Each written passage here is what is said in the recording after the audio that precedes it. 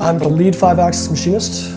Basically anything James's imagination can come up with, I have to make it.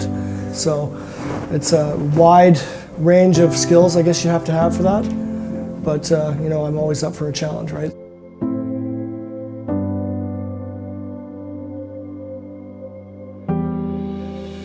I was very good at coding in school.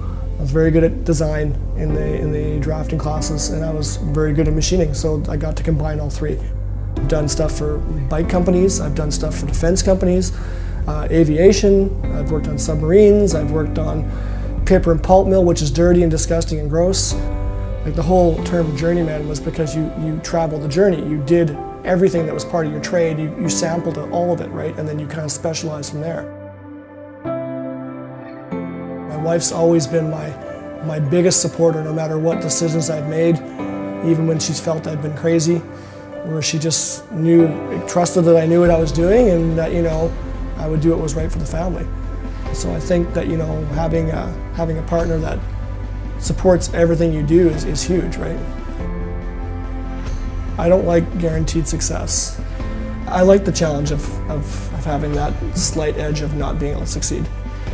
It's more satisfying when somebody says to you, there's a chance you'll fail, when you do still want it.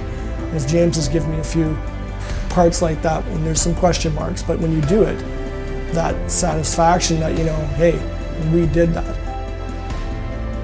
You have to have integrity, like, and I don't just mean that from working with your coworkers, I mean in life, because if you don't have that, like, what values are your kids going to get?